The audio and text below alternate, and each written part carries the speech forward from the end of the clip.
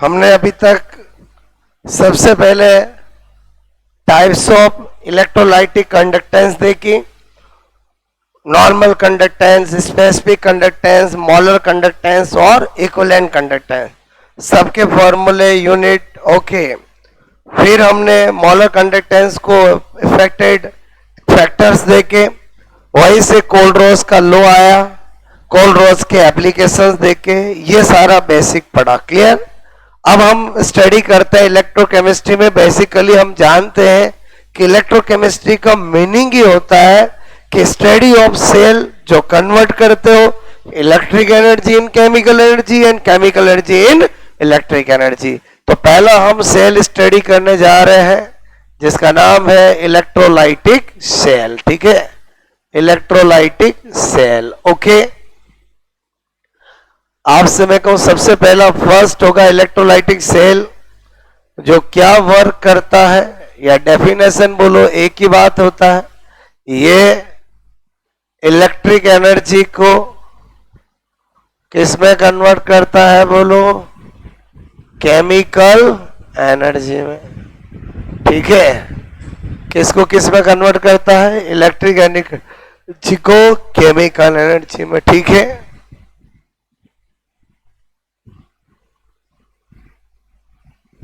कभी भी पूछ ले कि इलेक्ट्रोलाइटिक सेल का काम क्या होता है, तो conversion of electric energy in chemical energy. ठीक है, electric energy in chemical energy. उसके बाद आपसे मैं कह रहा हूं इसका चित्र कैसा होता है, डायग्राम कैसा होता है। ठीक है,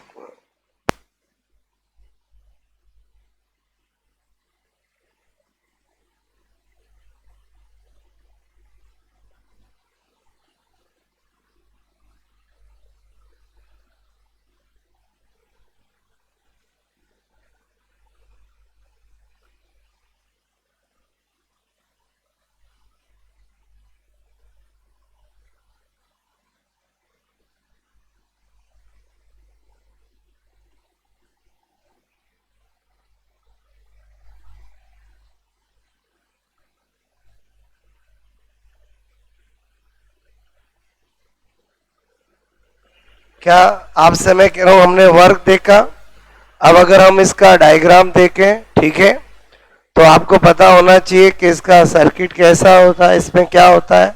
एक पोर्ट होता है।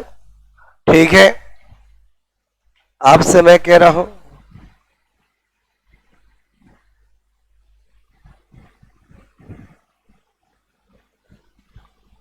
ओके, इसमें इलेक्ट्रोलाइटिक सॉल्यूशन होता है। ठीक है, और दो इलेक्ट्रोड होते हैं। ठीक है, दो इलेक्ट्रोड होते हैं। बात समझ में आए? एक एनोड, एक कैथोड। ठीक है, समझना मेरी बात को। आपसे मैं कह रहा हूं एक को एनोड होता है और एक क्या होता है? कैथोड होता है। और ये क्या होता है? मैंने कहा इलेक्ट्रोलाइटिक सॉल्यूशन होता है। ठीक है, ये मैंने आपको फॉर्मेट बताया, बात समझना। अब आपसे मैं कह रहा हूं कि जो इलेक्ट्रोलाइटिक सेल होगा उसकी मैकेनिज्म क्या होगी कि उसमें इलेक्ट्रोलाइसिस होगा। जो भी इलेक्ट्रोलाइट लोगे उसका क्या होगा? इलेक्ट्रोलाइसिस होगा। इलेक्ट्रोलाइट के दो फॉर्म ले सकते हैं, या तो मेल्ट ले सकते हैं या एक्वस सॉल्यूशन ले सकते हैं। एक बार हम मेल्ट लेते हैं, बाकी एक्वस सॉल्यूशन तो पढ़ना ही है। ये वाला समझ में आया बोला आपको? ठीक है, पहले एक बार नोट करो। अच्छा, आपको मैं पूछूं what is the meaning of anode and what is the meaning of cathode? ठीक है, ध्यान रखना, एनोड का मतलब क्या होता है? एनोड का मतलब क्या होता है? गलत। ध्यान रखना, कभी भी एनोड का मतलब पॉजिटिव और कैथोड का मतलब नेगेटिव नहीं है, क्योंकि अभी मैं नेक्स्ट सेल पढ़ाऊंगा उसमें एनोड नेगेटिव होता है और कैथोड पॉजिटिव होता है। तो एनोड का मीनिंग हर सेल में एक ही है कि जिस पे ऑक्सीडेशन होता है वो एनोड होता है और जिस पे रिडक्शन होता है वो कैथोड होता है। बात समझना, एनोड क्या होता है बोलो? आपसे मैं कहूं साइट ऑफ ऑक्सीडेशन रिएक्शन। ठीक है, साइट ऑफ क्या है? ऑक्सीडेशन बोलो आपसे मेरे को, रिएक्शन मतलब एनोड इलेक्ट्रोड किसको बोलते हैं, जहां पर क्या होता है ऑक्सीडेशन रिएक्शन, और कैथोड क्या होता है साइट ऑफ रिडक्शन, ठीक है, रिडक्शन रिएक्शन। बात समझ में, ये फिक्स है, चाहे गैल्वेनिक सेल हो चाहे इलेक्ट्रोलाइटिक सेल हो, क्या फिक्स है बोलो, मेरी बात समझ में है कि ये फिक्स है कि एनोड कौन होगा जिस पे ऑक्सीडेशन होगा, कैथोड कौन होगा जिस पे रिडक्शन होगा। ये पॉजिटिव नेगेटिव होना तो क्या होता है कि एक पल में चेंज हो जाते हैं, बात समझ ना। तो आपसे मैं कह रहा हूं इतनी सिंपल बात आपको पता होनी चाहिए कि वो एनोड का मीनिंग जिस पे ऑक्सीडेशन होता है और कैथोड का मीनिंग जिसमें क्या होता है रिडक्शन होता है। ओके, और जो इलेक्ट्रोलाइटिक सॉल्यूशन है वो या तो हम लेते हैं मेल्ट या लेते हैं हम एक्वस सॉल्यूशन, ठीक है। आपसे हम या तो लेते हैं बोलो क्या इलेक्ट्रोलाइट का गलित या लेते हैं जलीय विलयन, ठीक है, इनमें से कोई एक लेते हैं, ठीक है। बात समझ आए बोलो। मैं इलेक्ट्रोलाइटिक सेल की सारी बातें कैसे सिखा रहा हूं समझ रहे हो, पॉइंट्स में सीख रहे हैं अपन, ठीक है, ताकि आपको ध्यान रहे कि क्या हमें पता होना चाहिए। आगे बढ़े, एक बार हमने जाना कि वर्क क्या करेगा, फिर जाना कि इसके अंदर पॉट एक होगा कि दो होगा, एक ही होगा, और एक ही पॉट में क्या होगा बोलो दोनों इलेक्ट्रोड होंगे, एक ही पॉट में क्या होंगे बोलो दोनों इलेक्ट्रोड होंगे, क्लियर। और जो इलेक्ट्रोलाइटिक सेल होता है उसमें एनोड पॉजिटिव होता है और कैथोड नेगेटिव होता है, लेकिन जो गैल्वेनिक सेल होगा उसमें चेंज होगा, एनोड क्या होगा नेगेटिव और कैथोड क्या होगा पॉजिटिव, क्लियर। तो एनोड और कैथोड का व्यू हमारा पॉजिटिव नेगेटिव है ही नहीं। एनोड का मतलब क्या होता है site of oxidation reaction, cathode का मतलब क्या होता है साइट ऑफ रिडक्शन रिएक्शन। हाँ ये फिक्स है, चाहे सेल कोई सा भी हो, एनोड वही माना जाएगा जिसपे ऑक्सीडेशन होता है, कैथोड वही माना जाएगा जिसपे रिडक्शन होता है। बात समझ में? ओके, नंबर 3, नंबर 3 आपसे मैंने कहा इलेक्ट्रोलाइसिस, ठीक है। बोलो, मैं बोलूं मैकेनिज्म ऑफ इलेक्ट्रोलाइटिक सेल या इलेक्ट्रोलाइसिस एक ही बात है, बोलो आपसे मैं कह रहा हूं, ठीक है। मैंने कहा इलेक्ट्रोलाइटिक सेल, ठीक है, मैकेनिज्म ऑफ इलेक्ट्रोलाइटिक सेल या मैं बोलूं इलेक्ट्रोलाइसिस एक ही बात है। एक एग्जांपल लेते हैं, मैंने कहा एग्जांपल लिया इलेक्ट्रोलाइसिस ऑफ मेल्ट NaCl, ठीक है, क्या लिया मेल्ट NaCl, ओके। तो मेल्ट NaCl में क्या दो ही आइंस होंगे, एक Na+ होगा और एक Cl- होगा। मैंने कहा 8 एनोड, ठीक है, एनोड पे दौड़ के कौन जाएगा, थोड़ा ध्यान दो यार, एनोड पे जाएगा बोलो Cl-, और वो किस में कन्वर्ट होगा बोलो आपसे मैं कह रहा हूं यहां पर, मैंने कहा हाफ Cl में, और एक इलेक्ट्रॉन रिलीज होगा। बोलो बात समझ में? और यस या नो, यहां 2 कर दो तो वहां Cl2 हो जाएगा, क्लियर। मैंने कहा 8 कैथोड, बोलो कैथोड पे कौन जाएगा Na+, ठीक है, और किस में कन्वर्ट होगा Na में। तो इसका मतलब हुआ कि इलेक्ट्रोलाइटिक सेल के अंदर मेटल हमेशा कहां डिपॉजिट होती है, कैथोड पर। मेटल कहां डिपॉजिट होती है, कैथोड पर। बोलो बात समझ में है? ओके। अब आपसे मैं कह रहा हूं कितनी इलेक्ट्रिक करंट फ्लो करेंगे तो कितनी मेटल डिपॉजिट होगी, इसकी स्टडी के लिए फेराडे ने काम किया, और फेराडे ने अपने लॉ दिए जिनसे हम सारा कैलकुलेशन कर सकते हैं। तो इसका मतलब हुआ कि एक बात तो श्योर हो गई कि इलेक्ट्रोलाइटिक सेल में मेटल हमेशा कहां डिपॉजिट होती है, कैथोड पर। बोलो कहां होती है, कैथोड पर। तो आपसे मैं कहूं, मैंने कहा डिपोजिशन, ठीक है, ऑफ मेटल, आपसे हमको डिपोजिशन ऑफ मेटल इन, मैंने कहा इलेक्ट्रोलाइटिक सेल, बोलो कहां होता है 8 कैथोड इलेक्ट्रोड, 8 कैथोड आपसे मैं कहूं इलेक्ट्रोड, ठीक है, 8 कैथोड मैंने कहा इलेक्ट्रोड, ठीक है। आई थिंक आपको मेरी बात समझ में आए कि जो आपकी मेटल का डिपोजिशन है वो किस इलेक्ट्रोलाइटिक सेल में कहां होता है, बोलो कैथोड इलेक्ट्रोड पे होता है, ठीक है।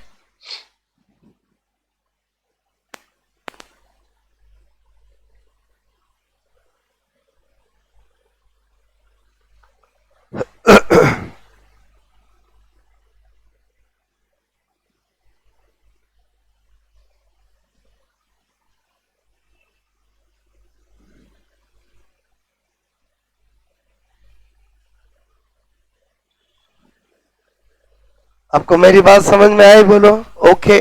तो इसका मतलब नेक्स्ट पॉइंट हमारा क्या होगा? फेराडेज लो, ठीक है। आपसे मेरे को नंबर 4 बात समझ में आ रही? बोलो ओके। नंबर 4 मैंने कहा फेराडे, ठीक है, फेराडे लो, ठीक है। फेराडे लो ऑफ, आपसे मैं कर रहा हूं इलेक्ट्रोलाइसिस। फेराडे ने इलेक्ट्रोलाइसिस के लो दिए। एक है बोलो फर्स्ट लो, ठीक है। फर्स्ट लो फेराडे ने क्या कहा कि जब भी हम किसी इलेक्ट्रोलाइटिक सेल में क्यू चार्ज को फ्लो कराते हैं तो आपसे में को जो मेटल डिपॉजिट होती है वो फ्लो ऑफ चार्ज के डायरेक्टली प्रोपोर्शनल होती है। मतलब W is directly proportional to Q। और यहां पर इसको हटाते हैं तो एक कांस्टेंट आता है जिसको जेड कहते हैं।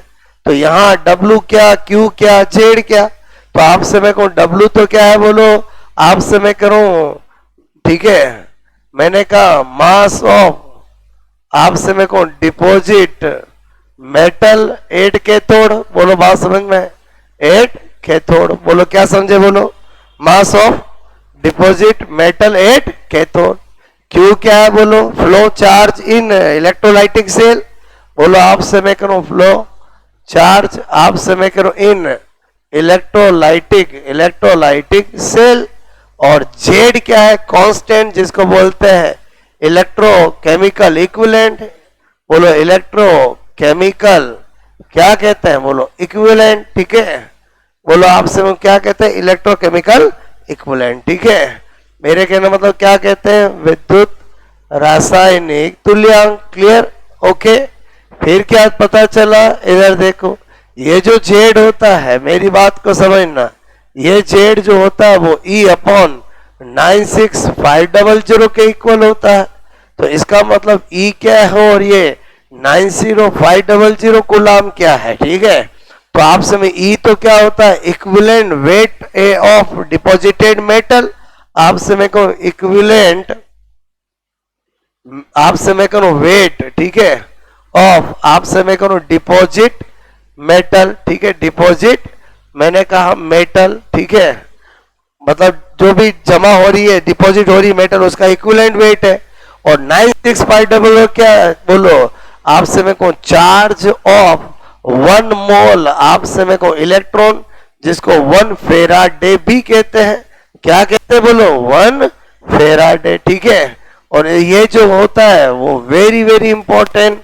आप लाइन बहुत सारे क्वेश्चन सोल्व कराती है जो अभी करेंगे कि 96500 कुलाम का मतलब होता है charge of 1 mole electron. It means अगर मुझे कभी भी 4 मोल ऑफ इलेक्ट्रॉन मिलेंगे तो मुझे चार्ज पता करना है, तो 4 मल्टीप्लाई 96500, 4 फेराडे कर सकता हूं। बोलो तो 1 मोल ऑफ इलेक्ट्रॉन जो होता है वो 1 फेराडे के इक्वल होता है।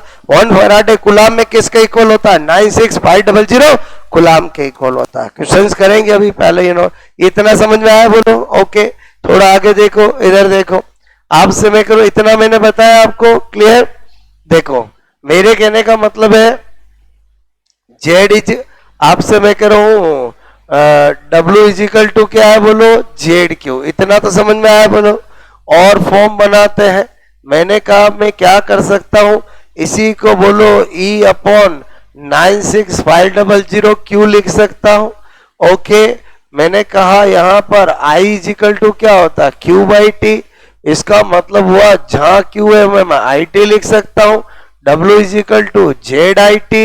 इसका मतलब हुआ कि फाइनली क्या कह सकते हैं? अतः आपसे मैं कह रहा हूं डिपॉजिट मेटल का मास जो है वो आपसे मैं कहूं जेड क्यू, या आपसे मैं कहूं जेड आई टी, या बोलो E अपॉन 96500 आई टी, ठीक है।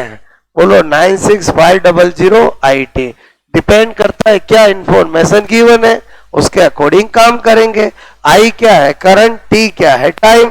बोलो बात समझे नहीं समझे? बोलो क्लियर? तो आप समय को नोट करोगे।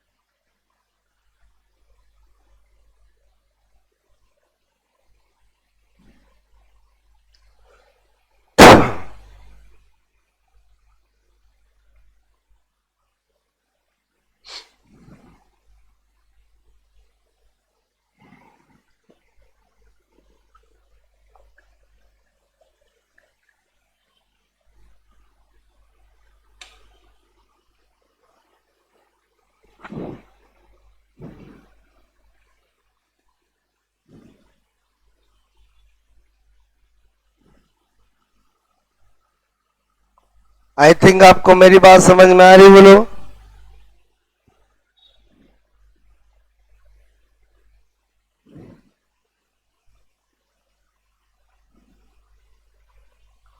ठीक है, तो ये तो मैंने नेक्स्ट करूं मैं, बोलो किया नोट। ओके हुआ।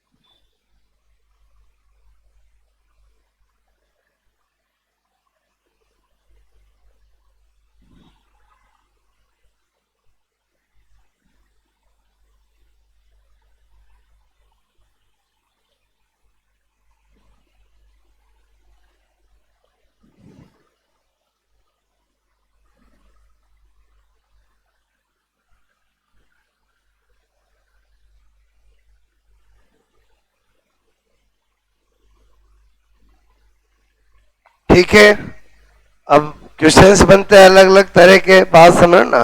ठीक है, करे क्वेश्चंस, आप समय कह रहा हूं, हटा दो ये। क्वेश्चन नंबर 1,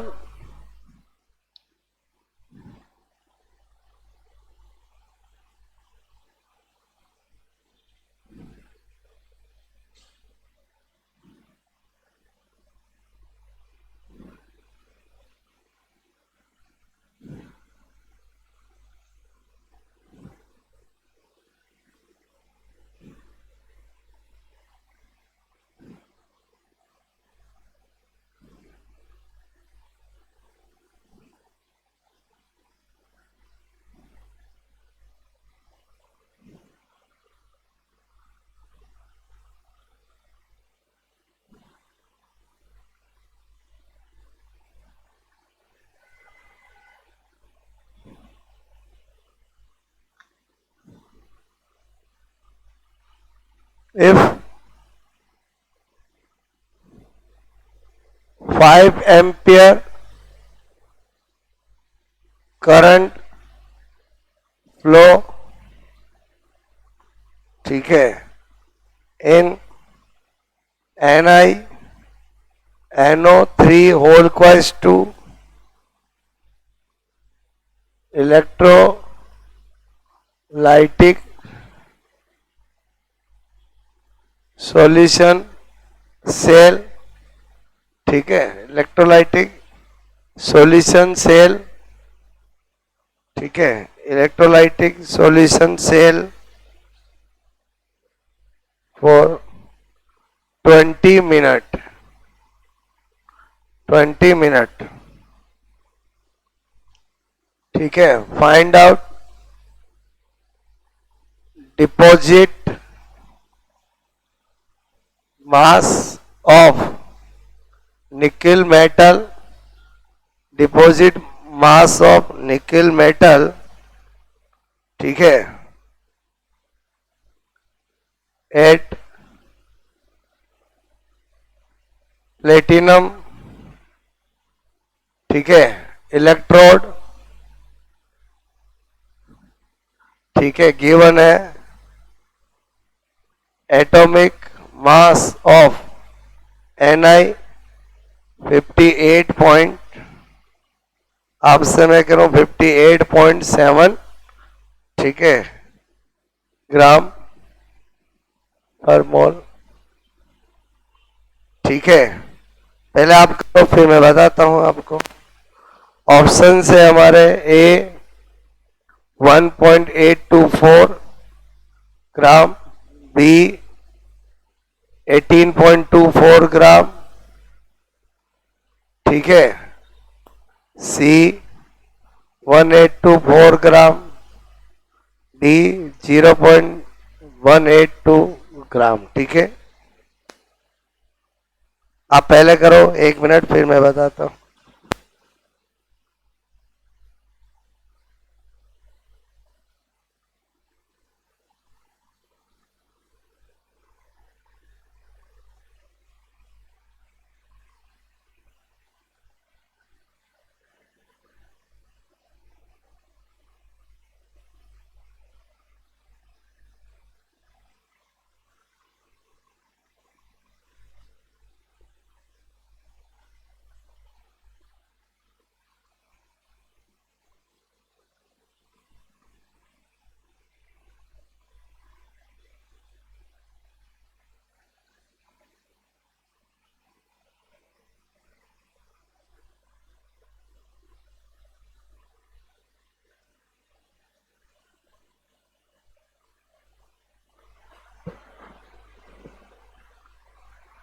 एक बार आप सोचो फिर मैं बताता हूं, ठीक है।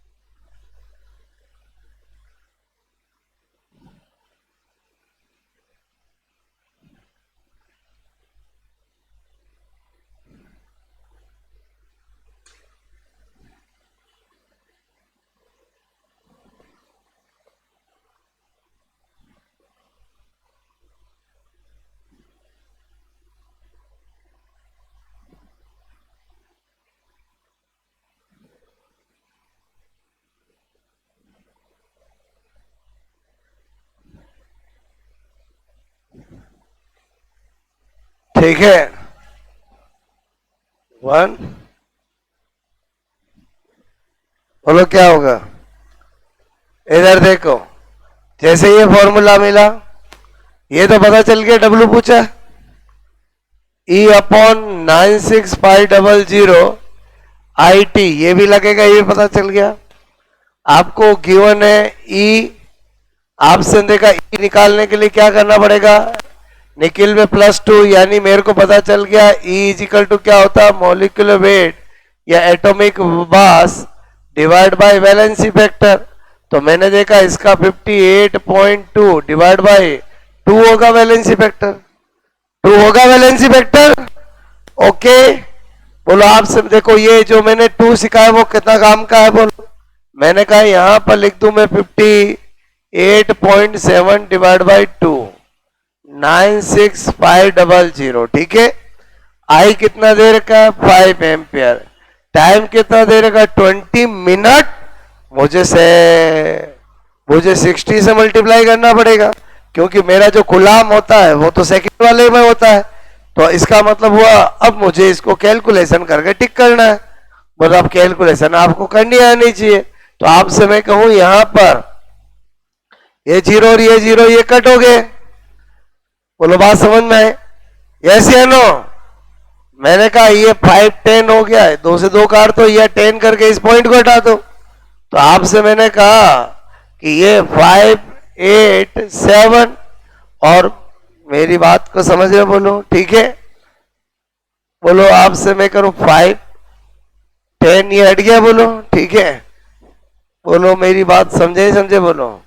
अब आपसे मैं कहूं यहां पर 6 और बचा है बोलो, ठीक है। तो इससे बेटर है इसको क्या कर दो, 3 से मल्टीप्लाई कर दो।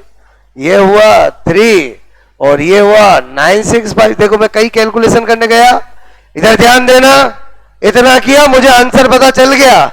मुझे पता चला हो ना हो ये 1500 के आसपास है, 1 पॉइंट आंसर आएगा, यही आंसर हो सकता है और कोई हो ही नहीं सकता। कैसे कर रहा हूं मैं, समझ रहे बोलो। अरे और कोई आंसर हो ही नहीं सकता, बात समझना, ठीक है। और कोई आंसर हो ही नहीं सकता। सोचो एक बार।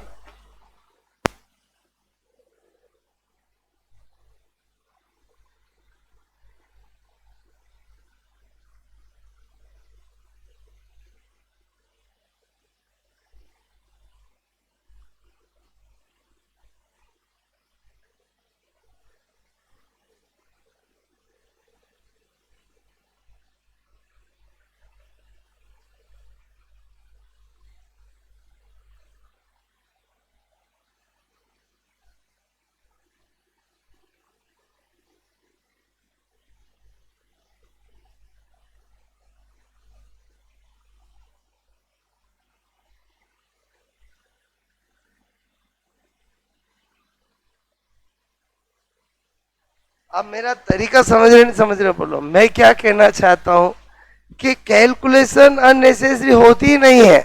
हालांकि कैलकुलेशन तो है, लेकिन मैं करता क्यों नहीं हूं, ऑप्शन की वजह से। और यही आपके पास भी हो गया एग्जाम में। मुझे कहां तो इसको मल्टीप्लाई करना है, कहां डिवाइड करना है, अंदाज लगाना है। एक ही आंसर हो सकता है और कोई हो ही नहीं सकता। बोलो बात समझ में है। ओके, अगला दूं मैं बोलो। मतलब आप यहाँ आने के बाद ये खेल सीखना आपको, जो कि बहुत कम लोगों को आता है। बोलो बात समझ ना। मतलब ये फॉर्मूले सब रख लेते हैं, वैल्यू भी रख लेते हैं।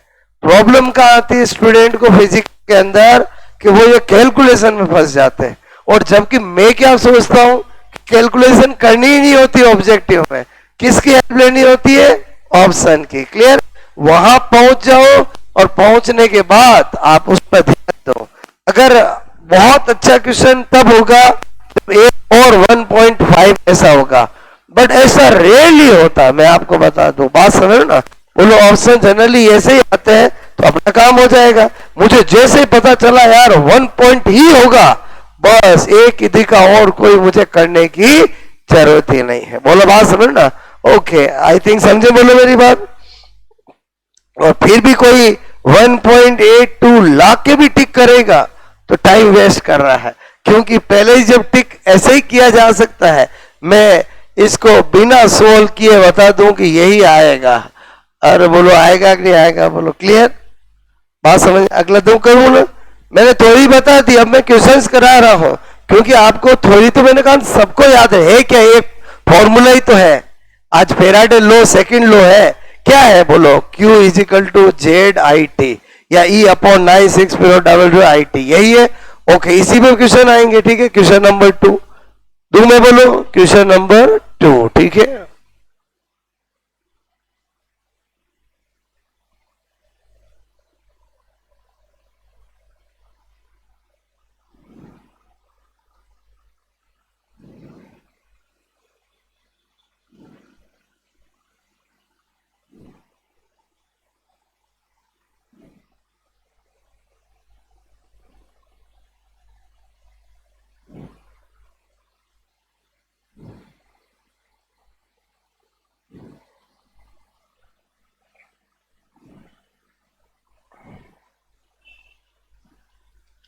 इफ 10 ग्राम, ठीक है, मेटल, ठीक है, डिपॉजिट एट कैथोड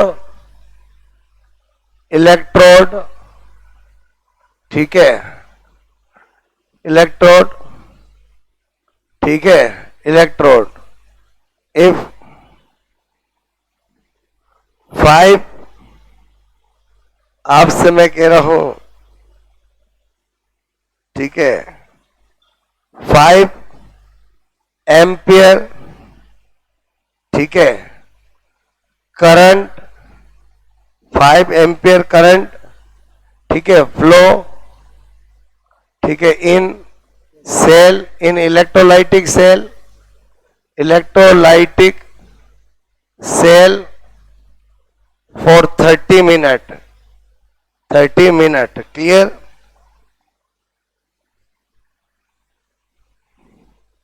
ठीक है, find out,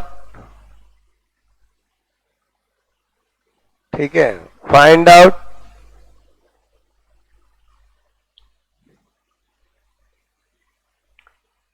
electro chemical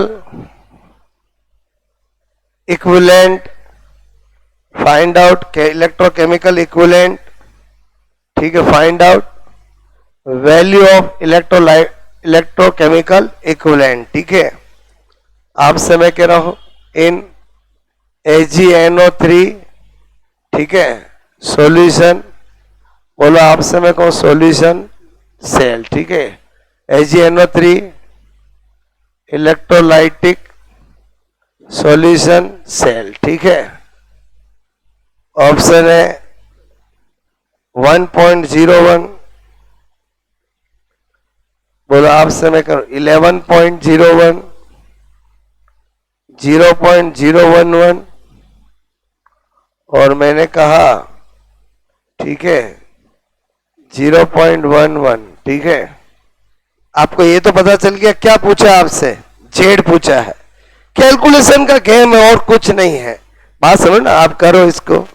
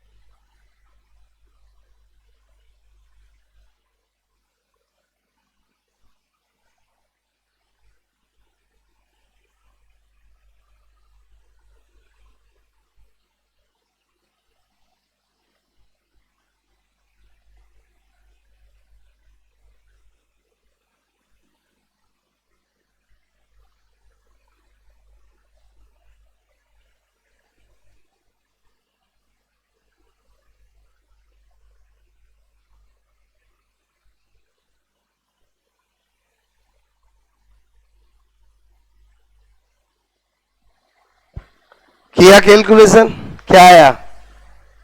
C is right answer. मतलब आप समझ गए कि नहीं समझ गए बोलो? कई कैलकुलेशन करनी ही नहीं होती है।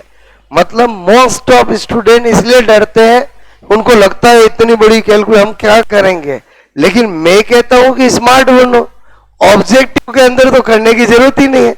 ऑप्शन किस लिए बने हैं? ये हो ही नहीं सकता कि ऑप्शन छुपा ले आपसे कि पहले आप जब तक पूरा नहीं करोगे तब तक ऑप्शन नहीं दिखाए जाएंगे, ऐसा तो नहीं है। तो बस उसका हेल्प लो और मस्त रहो बात समझ में। जो स्टूडेंट 2 मिनट लगाएगा, आप बोला 40 सेकंड में करके आगे बढ़ जाओगे।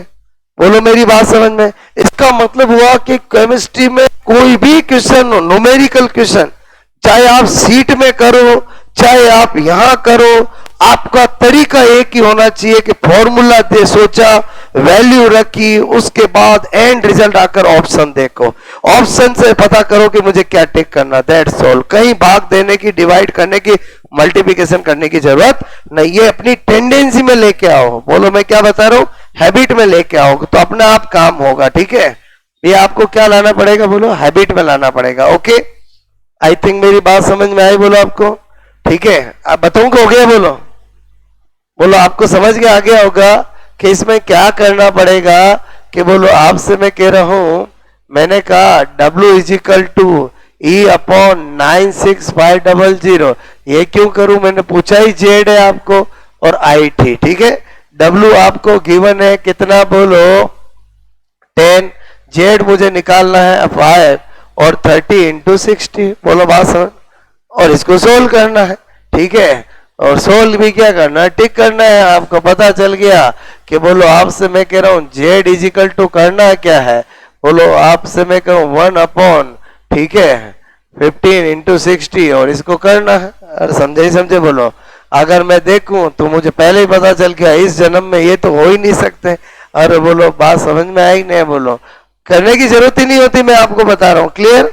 तो ये वेराइटी तो मतलब आपको इसमें कितनी वैरायटी बन सकती है? आप ये सोचो कि जब हमारा W इज इक्वल टू बोलो ZIT है तो एक इंफॉर्मेशन नहीं देंगे, बाकी सब देंगे। तो आपको मैंने अभी जो पहले कराया था ये और आपसे मेरे को E अपॉन 96500 इसको निकालने की इंफॉर्मेशन थी तो W पूछा मैंने आपसे।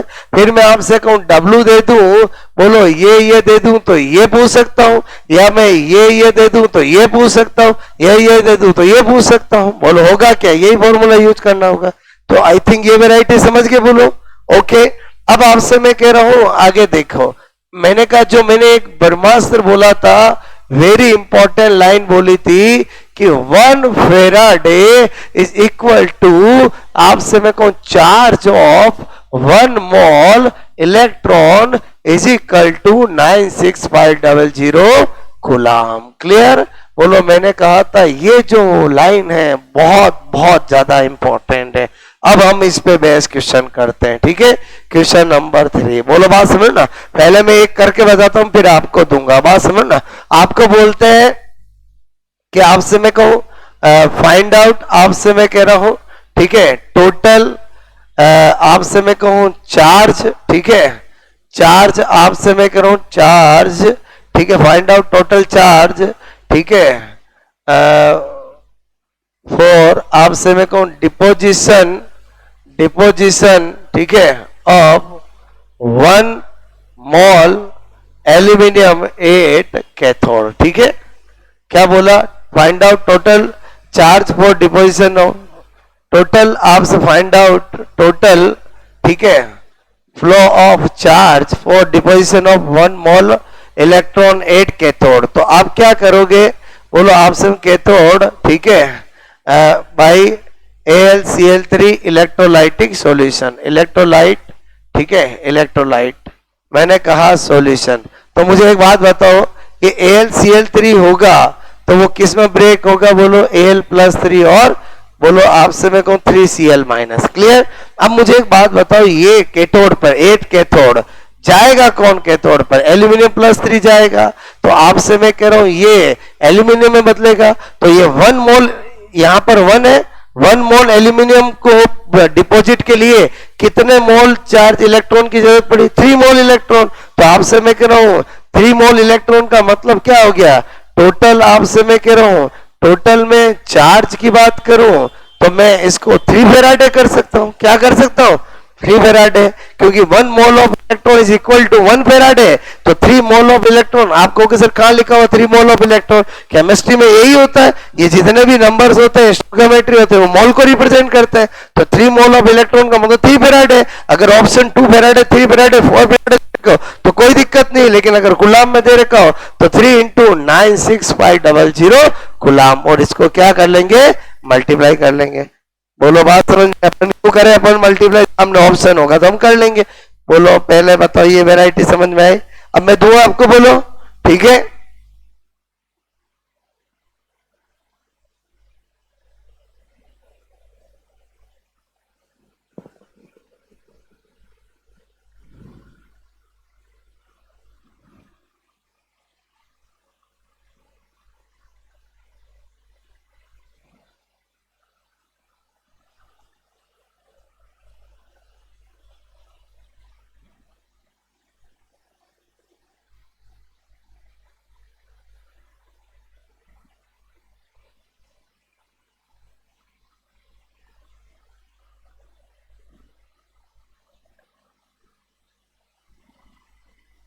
दो में करोगे?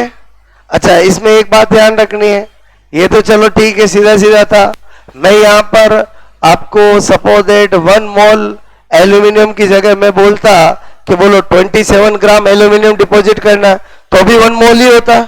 मैं अगर उसका पहले अगर मास दे रखा हो तो मोल बना लोगे। अगर आपको 1 मोल का 3 इलेक्ट्रॉन है, 2 मोल का 6 होगा, हाफ मोल का 1.5 होगा।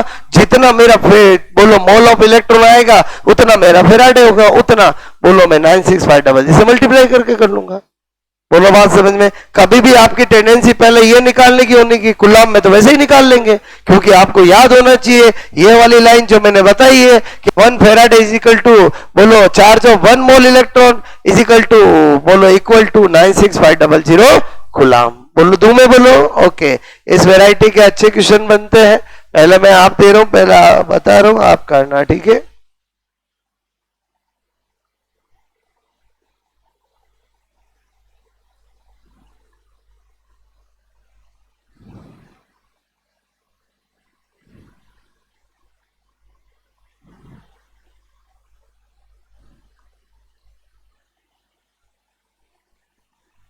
रिक्वायर्ड,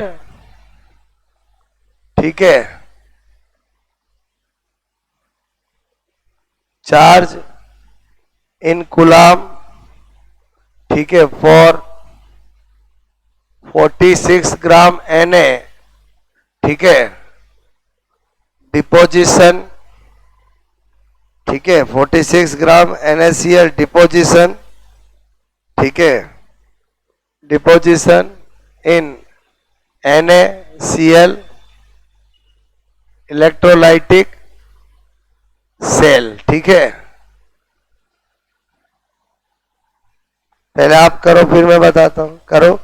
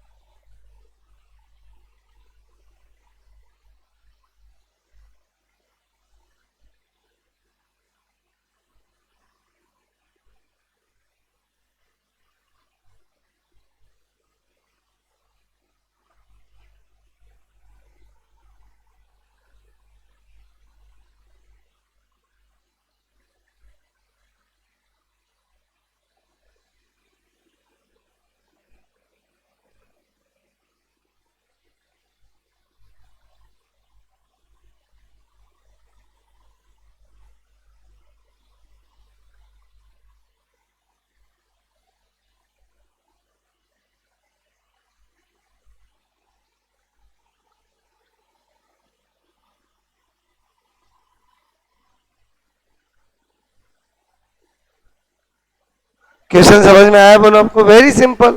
आपको क्या करना है, NaCl दिया, Na प्लस Cl माइनस, ठीक है। Na प्लस आपसे मैं कहूं चेंज इन Na, ओके।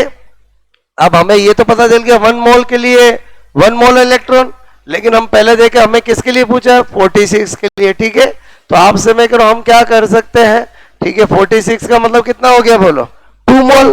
तो आपसे मैं कहूं 1 मोल, ठीक है, Na बोलो आपसे मैं कहूं डिपोजिट, ठीक है, डिपोजिट बाय 1 फेराडे आपसे मैं चार्ज, ठीक है।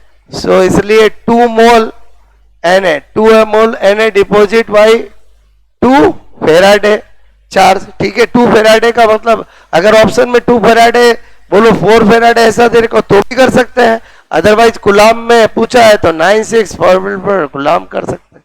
बोलो बात समझ ना, क्यों तो मल्टीप्लाई करे, वहां पर पता चल जाएगा ऑप्शन देख के, और बोलो समझे समझ वैसे ही कर लेंगे। ओके, और देता हूं मैं एक, आया समझ में बोलो मेरी बात, ठीक है। मतलब उस वो लाइन कैसे काम आएगी मैं आपको बताना चाहता हूं, ठीक है।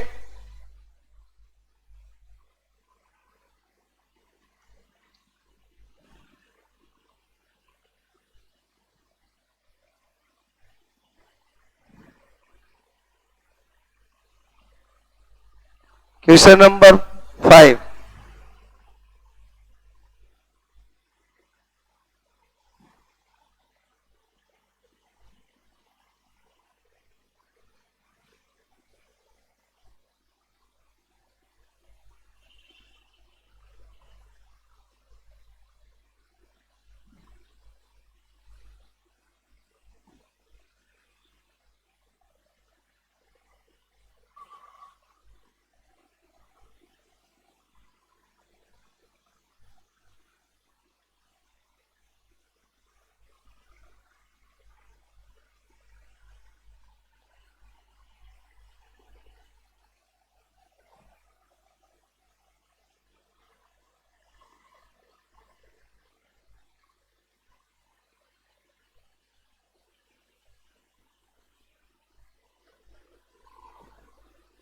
एक से ज्यादा पूछ रहा हूं सीखने के लिए।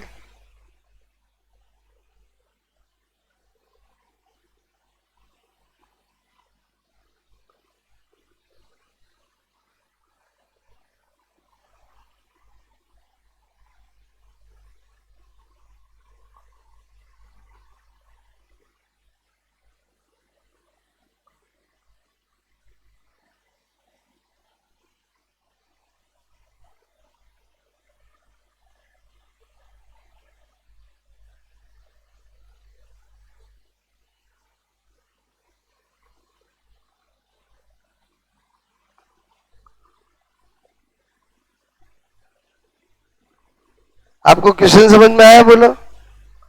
क्वेश्चन समझ में आया कि नहीं आया बोलो? Find out required charge for deposition of 1 mole L plus 2 L, 1 mole copper plus 2 to copper, 1 mole MnO4 minus 2 Mn। Clear? Very easy.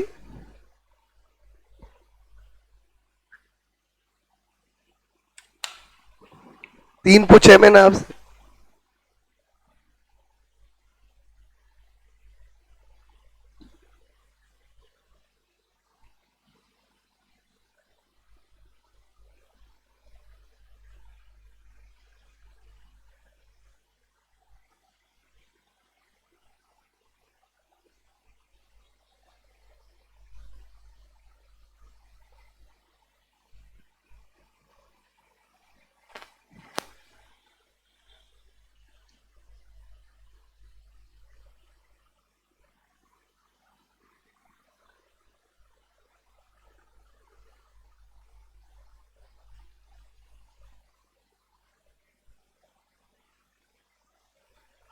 हो गया? सेकंड से ज्यादा नहीं है। आपको तो क्या करना है, जैसे फर्स्ट करना है आपको Al प्लस 3 टू Al बोलो 3 इलेक्ट्रॉन, समझ गए बोलो? ओके, इसका दे रखा है मतलब आपको यही लेना है, बोलो बात समझना। तो इसका मतलब हुआ इसमें आ गया आपका Q इजिकल टू 3 फेराड है। कितना आ गया बोलो? 3 फेराड है। बोलो आपसे मैं कहूं अगर ये भी आंसर है, नहीं तो 96,500 कूलम। अगर मेरे को ये वाला दे कॉपर +2 तो कॉपर में, तो ये बोलो ये वो करके दे देगा, फिर तो बचा ही क्या है? बोलो बात समझ ना, ये तो अपने को करना पड़ेगा। 2 फेराड है, 2 फेराड है मतलब 296,500 कूलम। मैंने कहा यहां पर इसमें मैं देखूं एम किस फॉर्म में है, Mn+6 में। समझे नहीं समझे? बोलो Mn किस में है? +6 में। बोलो मुझे डिपॉजिट तो Mn+2 की फॉर्म करना था, यहाँ क्या करूंगा 4। अगर Mn करता तो मैं 6। बोलो अप्लाइड तो कुछ भी पूछ सकता है आपसे। तो आपका Q इजिकल टू क्या आया? 4 फेराड है, तो 4 इंटू 96,500। आई थिंक मैं क्या सिखाना चाह रहा हूं समझ में आई मेरी बात? ऐसा नहीं किया Mn क्यों नहीं, और आपको क्या करना है, आपको ये दिया है, इसमें पूछा है तो आपको ये देखना है कि इसमें Mn बोलो किस फॉर्म में, यानी कितने रिक्वायर्ड ऑफ मोल इलेक्ट्रॉन की नीड होगी, और जो required mole of electron need होगी वही मेरा चार्ज बनेगा, वही मेरा कूलम में हो जाएगा। बात समझना? ओके, आई थिंक फर्स्ट लो समझ में आया? बोलो, अरे बोलो फर्स्ट लो समझ में आया ना? बोलो आपको ठीक है।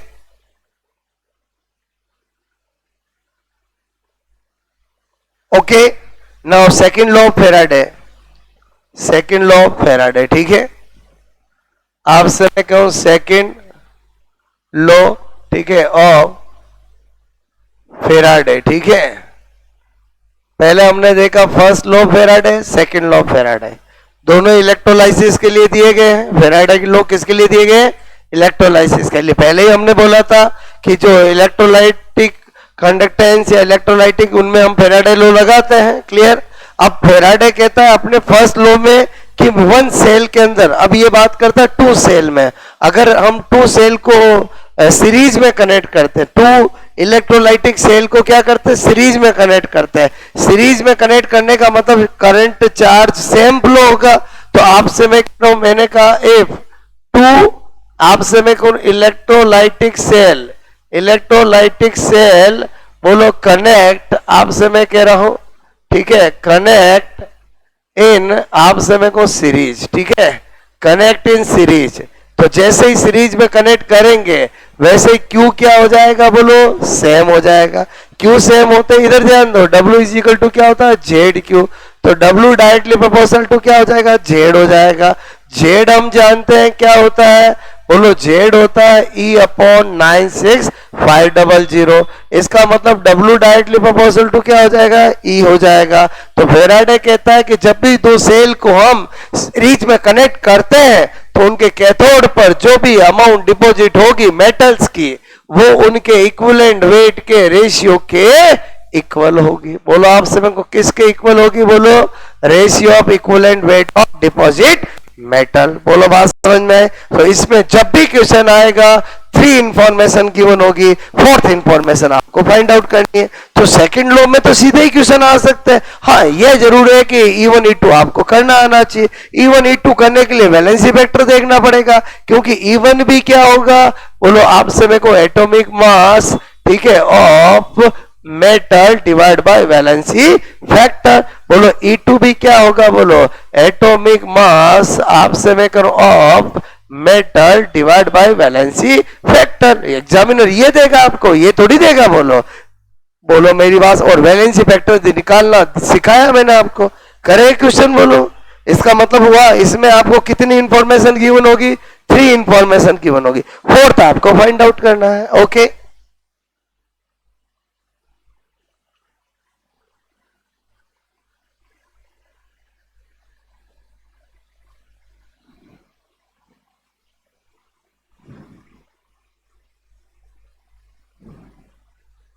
एक क्वेश्चन करते हैं अपन।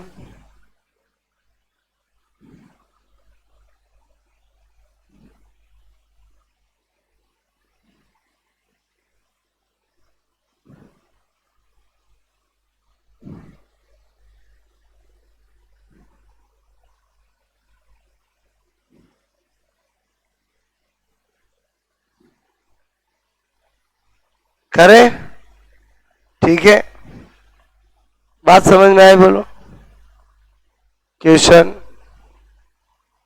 मैंने कहा इफ AgNO3 and CuSO4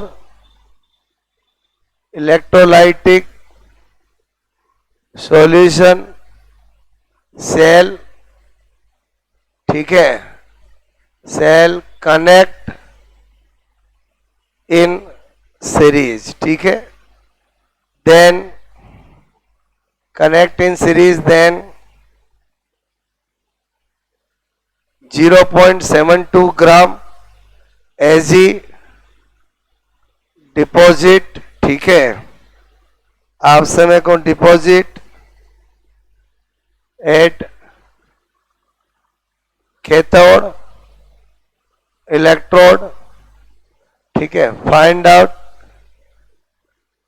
आप समय के रहो, find out mass of deposition of, मैंने कहा कॉपर मेटल 8, ठीक है, कैथोड, ये कैथोड किसका होगा, इस वाले सेल का होगा, ये कैथोड किसका है, इस वाले दो सेल को जोड़ा है ना, ठीक है, और आपको यहां पर दे रखा है एटॉमिक मास, ठीक है, ऑफ कॉपर एंड Ag, ठीक है, 63 एंड 108, ओके, ऑप्शन है आपके पास ABCD।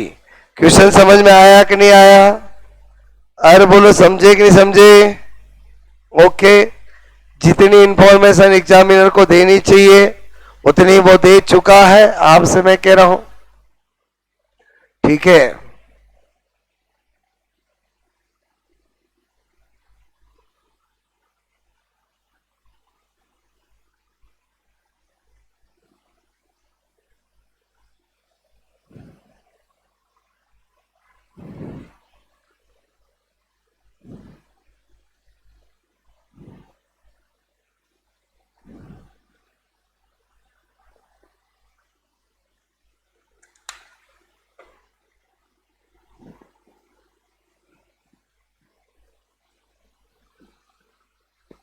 AgNO3 और CuSO4 दो इलेक्ट्रोलाइटिक सॉल्यूशन वाले सेल जो है वो सीरीज में जुड़े हैं और 0.72 ग्राम Ag डिपॉजिट हुआ है एक सेल के कैथोड पर, तो दूसरे सेल के कैथोड पर कितना डिपॉजिट होगा ये आपसे पूछा है, क्लियर।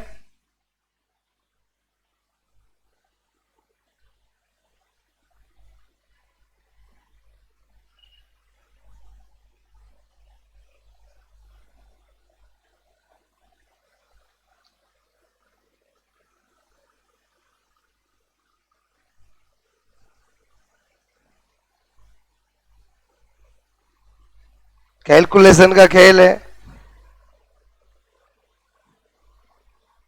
जो कैलकुलेशन में परफेक्ट होगा वो आपसे मैं कहूं अच्छे से कर पाएगा।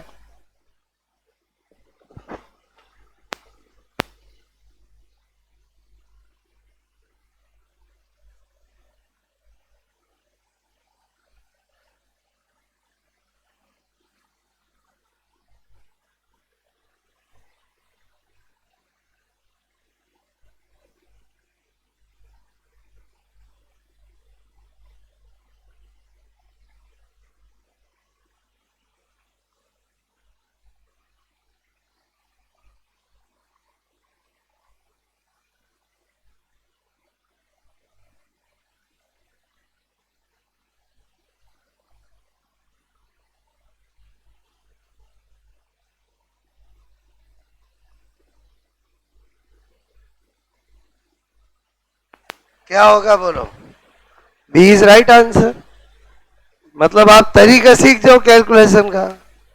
अरे बोलो समझे ही समझे, बोलो मैं क्या सिखाना चाह रहा हूं समझ में आया बोलो, ठीक है भाई। आपको ये पता चल गया W1 upon W2 is equal to E1 upon E2, इसका मतलब हुआ मैं यहाँ W आपको पूछा किसका है बोलो, कॉपर का, copper divide by W Ag, तो ये E किसका करना पड़ेगा, कॉपर, E किसका करना पड़ेगा, Ag, कॉपर का मेरे को बताओ, यहाँ कॉपर +2 है, इट मींस जो मुझे 63 दिया डिवाइड बाय 2 आएगा, और मैंने कहा Ag का तो 1 है तो 108 आएगा, फिर मुझे पता चल गया कि कॉपर का करना Hg का कितना दे रखा है, बोलो 0.72, तो 63 इंटू 0.72 2 मल्टीप्लाई 108, इसको कैलकुलेट करना और टिक करना है, हो जाएगा बोलो।